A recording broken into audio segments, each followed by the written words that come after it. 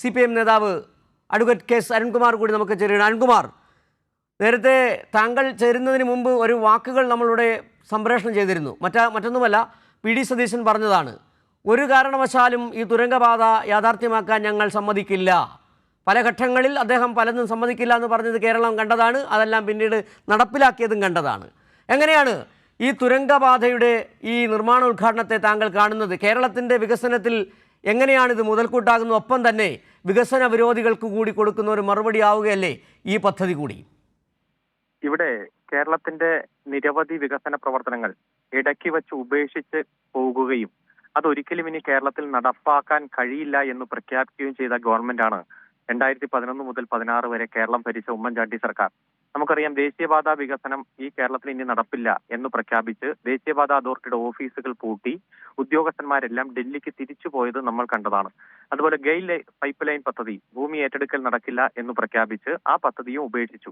അതേപോലെ നിരവധി വികസന പ്രവർത്തനങ്ങൾ ഇടയ്ക്ക് വെച്ച് ഉപേക്ഷിച്ച് നാം കണ്ടു.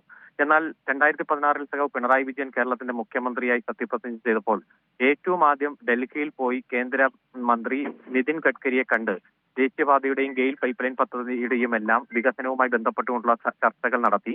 ആ ഉദ്യോഗസ്ഥന്മാരെ തിരിച്ചു കൊണ്ടുവന്ന് സംസ്ഥാന ഖജനാവിൽ നിന്ന് പണം മുടക്കി ഭൂമി ഏറ്റെടുക്കൽ പൂർത്തീകരിച്ചതും ആ പദ്ധതി വളരെ സമയബന്ധിതമായി തന്നെ മുന്നേറുന്നതും നമ്മൾ കാണുകയാണ്. അതുപോലെ ഒരു കല്ലിട്ടിട്ട് പോയ വിഴിഞ്ഞം പദ്ധതിയും ഇപ്പോൾ കപ്പലോടുന്ന ഈ ഏഷ്യയിലെ തന്നെ ഏറ്റവും കൂടുതൽ മദർഷിപ്പുകൾ വരുന്ന തുറമുഖമായി മാറ്റിയ അനുഭവം നമ്മുടെ മുന്നിലുണ്ട്. അത്തരത്തിലുള്ള നിരവധി വികസന പ്രവർത്തനങ്ങളുടെ ഏറ്റവും പുതിയ ഉദാഹരണമാണ് ഇപ്പോൾ തുരങ്കപാത. ആ തുരങ്കപാതയുമായി ബന്ധപ്പെട്ടുകൊണ്ടുള്ള ചർച്ചകൾ ആരംഭിച്ചപ്പോൾ തന്നെ ബഹുമാനപ്പെട്ട പ്രതിപക്ഷ നേതാവും കോൺഗ്രസ് നേതാക്കന്മാരും ഇത് ഞങ്ങൾ ഒരിക്കലും കേരളത്തിന് അനുവദിക്കില്ല എന്ന് പ്രഖ്യാപിച്ചു. നമുക്കറിയാം, ആ പരിസ്ഥിതി ആഘാത പഠനവുമായി ബന്ധപ്പെട്ടുകൊണ്ട് പാരിസ്ഥിതിക അനുമതി കിട്ടാൻ വേണ്ടി കേന്ദ്രത്തിന്റെ പരിസ്ഥിതി മന്ത്രാലയത്തിന്റെ മുന്നിൽ ഈ ആപ്ലിക്കേഷൻ പെൻഡിംഗ് നിൽക്കുമ്പോൾ തന്നെയാണ് യാതൊരു പഠനവുമില്ലാതെ ഈ വികസന പ്രവർത്തനത്തെ ഞങ്ങൾ എതിർത്ത് തോൽപ്പിക്കും, എന്ത് വന്നാലും ഞങ്ങൾ അനുവദിക്കില്ല. അതുപോലെ തീരദേശ ഹൈവേ, മലയോര ഹൈവേ ഇവ അനുവദിക്കില്ലെന്ന് പ്രഖ്യാപിച്ചു. ജലമെട്രോ, AI ക്യാമറ ഇവ രണ്ടും നടപ്പാക്കാൻ തീരുമാനിച്ചപ്പോൾ തന്നെ ഹൈക്കോടതിയിൽ പോയി റിട്ട് പെറ്റീഷൻ കൊടുത്തു. ഹൈക്കോടതി ചോദിച്ചു, രാഷ്ട്രീയ ധാർമ്മികത എന്ന് പറഞ്ഞാൽ അത് മുഖ്യമന്ത്രിയിൽ നിന്നും മാത്രം പ്രതീക്ഷിച്ചാൽ പോരാ, പ്രതിപക്ഷ നേതാവിനും രാഷ്ട്രീയ ധാർമ്മികതയുണ്ട് എന്ന അഫിഡവിറ്റ് ഫയൽ ചെയ്യണമെന്ന് പറഞ്ഞു. രാജ്യത്തെ ഒരു ഹൈക്കോടതി ഒരു പ്രതിപക്ഷ നേതാവിനോട് തനിക്ക് സ്വന്തമായി രാഷ്ട്രീയ ധാർമ്മികതയുണ്ട്, അതിന് സത്യവാങ്മൂലം ഫയൽ ചെയ്യണമെന്ന് പറയുന്ന ഏറ്റവും ആദ്യത്തെ സാഹചര്യമാണ് നമ്മൾ കണ്ടത്.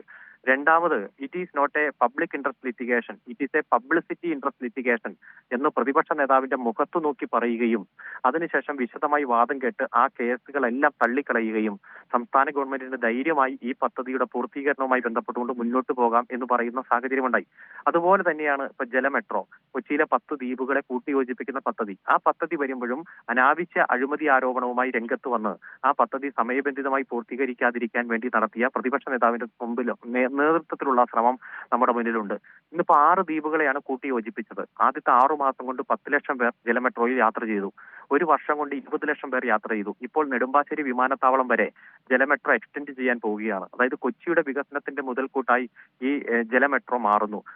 ഗുജറാത്തും ഗോവയും അടക്കം പല സംസ്ഥാനങ്ങളും ഇവിടെ വന്ന് നമ്മുടെ ജലമെട്രോ അതേപോലെ പകർത്താൻ വേണ്ടിയിട്ടുള്ള നടപടി സ്വീകരിക്കുകയാണ്. അത്തരത്തിലുള്ള വികസന പ്രവർത്തനങ്ങളുടെ ഏറ്റവും പുതിയ ഉദാഹരണമാണ് ഈ തുരങ്കപാത. തുരങ്കപാത വന്നാൽ കോഴിക്കോട് നിന്ന് വയനാട്ടിലേക്കുള്ള ദൂരം വളരെ ചെറുതായി കുറയുകയും അതോടൊപ്പം തന്നെ വികസന തലത്തിൽ വലിയ മാറ്റം വരികയും ചെയ്യും. ഇപ്പോൾ ഏറ്റവും അഡ്വാൻസ്ഡ് ടെക്നോളജിയാണ്. വളരെ സമയബന്ധിതമായി തന്നെ ഇത്തരം പണി പൂർത്തീകരിക്കാൻ കഴിയും. ഏതെങ്കിലും തരത്തിൽ സംശയം വെച്ചുകൊണ്ടും അതുപോലെ തന്നെ വികസന പ്രവർത്തനങ്ങൾ തങ്ങളുടെ കാലത്തല്ലാതെ മറ്റേതെങ്കിലും ഭരണകാലത്ത് വന്നാൽ അത് തങ്ങൾക്ക് രാഷ്ട്രീയ തിരിച്ചടിയാകും എന്നുള്ള മുൻകരുതലോടെ നടത്തുന്ന ഏകപക്ഷീയമായ ഇത്തരം എതിർപ്പുകളെ ജനം പുച്ഛിച്ചു തള്ളുന്ന ഒരു സാഹചര്യമാണ് നാം കണ്ടുകൊണ്ടിരിക്കുന്നത്. അതുകൊണ്ട് പ്രതിപക്ഷ നേതാവ് മാപ്പ് പറഞ്ഞു തന്നെ ഈ വികസന പ്രവർത്തനങ്ങൾക്ക് പിന്തുണ കൊടുക്കേണ്ടി വരുന്ന സാഹചര്യം അതിവിദൂരത്തല്ല. കാരണം അത്രയധികം ജനങ്ങൾ ആഗ്രഹിക്കുന്നുണ്ട്. കാരണം വേഗത മനുഷ്യ ജീവിതത്തിന്റെ ഒരു പ്രധാനപ്പെട്ട ഘടകമാണ്. ഇപ്പൊ കാസർഗോഡ് നിന്ന് തിരുവനന്തപുരത്ത് എത്താൻ വെറും 3.25 മണിക്കൂർ മതി എന്നുള്ള നമ്മുടെ മൂന്നാമതും നാലാമതുമുള്ള ഒരു അതിവേഗ പാതയുടെ ചർച്ച, കേരളയിലെ ചർച്ച ഉയർന്നു വന്നപ്പോൾ തന്നെ എത്ര അനാവശ്യമായിട്ടുള്ള വിവാദമാണ് ഇവിടെ ഉയർത്തിയത്. ഈ കേരളം ഒഴിച്ച് മറ്റെല്ലാ സംസ്ഥാനങ്ങളിലും അതിവേഗ പാതയും അതിവേഗ പാതയും കോൺഗ്രസും BJP എല്ലാം പിന്തുണയ്ക്കുകയാണ്. ഏതായാലും രണ്ടാം പിണറായി സർക്കാരിന്റെ കാലത്ത് ഇനി ഇത്തരത്തിലുള്ള വൻകിട വ്യവസായ വികസനങ്ങൾ അതുപോലെ തന്നെ അടിസ്ഥാന വികസനങ്ങൾ ഞങ്ങൾ അനുവദിക്കില്ല എന്ന അവരുടെ ഒരു നയം ജനങ്ങൾ തന്നെ ചെറുത്തു തോൽപ്പിക്കുന്ന, അങ്ങനെ എതിർക്കുന്നവർ ഈ കേരളത്തിൽ ഒരിക്കലും ഭരണത്തിലേക്ക് വരേണ്ടതില്ല എന്ന് തീരുമാനിക്കുന്ന ഒരു സാഹചര്യത്തേക്ക് നമ്മുടെ നാട് മുന്നേറിക്കൊണ്ടിരിക്കുകയാണ്.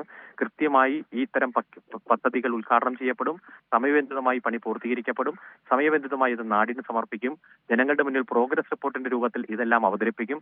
ജനങ്ങൾ കൊടുക്കുന്ന നിർദ്ദേശങ്ങൾ അതേ രൂപത്തിൽ തന്നെ അത് വീണ്ടും പഠനവിധേയമാക്കി അതിൽ ഉൾക്കൊള്ളാവുന്നത് എല്ലാം ഉൾക്കൊണ്ടുകൊണ്ട് തന്നെ ഈ ഗവൺമെന്റ് മുന്നോട്ട് പോകും. ശരി, വളരെ നന്ദി ശ്രീ അരുൺകുമാർ ഈ സാഹചര്യത്തിൽ പ്രതികരിച്ചതിന്.